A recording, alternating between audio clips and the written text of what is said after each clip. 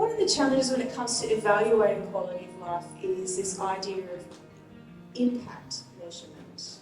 So how do we measure how effectively we're supporting people to achieve the quality of life that they are wanting, or to achieve the specific goals that we identify would be helpful for them as well? How do we do that? So there's a question there around what do we mean by impact? How do we know that we're doing a good job?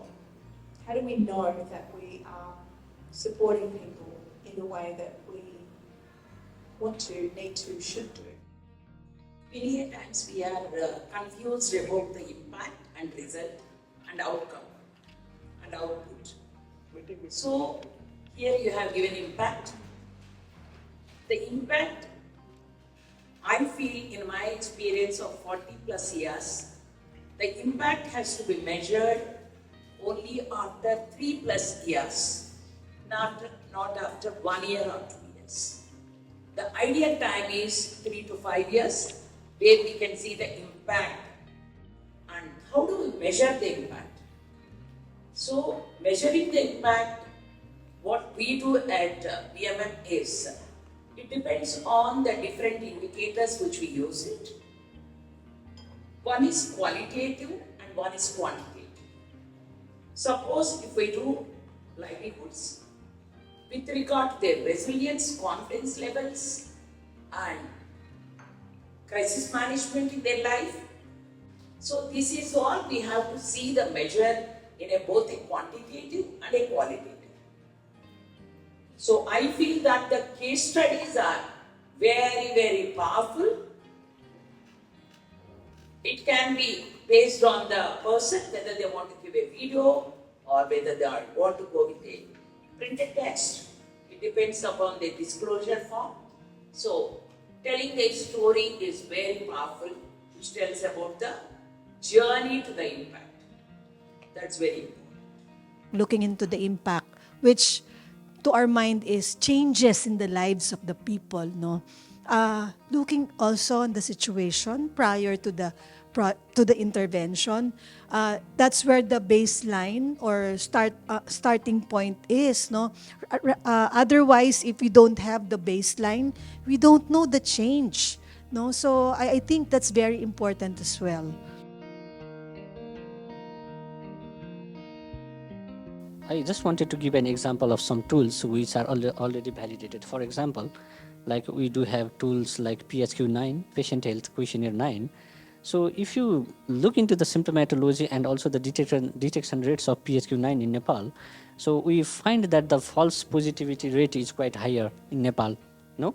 So, but this is already a validated tool, and this has been developed in line with the DSM criteria and also the symptoms for depression.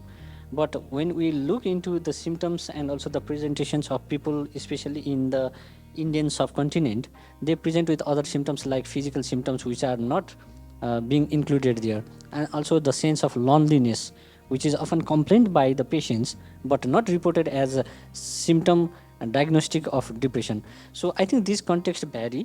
And what I would like to suggest is, so when we measure the quality of life, it's clear that it's a multi-dimensional perspective, and it also depends on the socio-demographic, cultural, and also the contextual factors. So what quality of life would mean to me in Nepal would vary from those who are living in the high income countries or maybe in the middle income country or low income country. So I think that's a subjective phenomenon which should be described upon the socio-cultural and contextual matter. That's one thing. So if that's the thing, so I think we can come up with certain ingredients or within that tool which basically describes this phenomenon. For example, if we think quality of life should measure needs of life, also the physical health, and then mental health, also ability to establish interpersonal relationships. Let's just come up with some domains which basically describes the quality of life in all settings, and then based on each country's or contextual perspective, then we can include certain measures in a participatory approach while engaging the survivors and see what quality of life would mean to them and how these ingredients would fit into the particular domains of that tool. And if we come up with those tools, I think they measure what they are supposed to measure.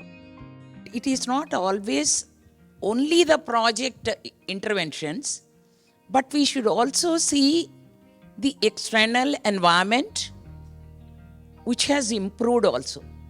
Because we are measuring for a few years, might be 3 years or 4 years.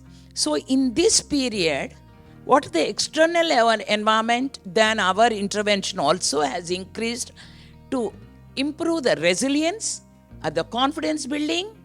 These things also we should come into the impact. Otherwise, it is not only the project, no, never. It's the external environment has also to be taken into consideration. Then we can measure the impact very well.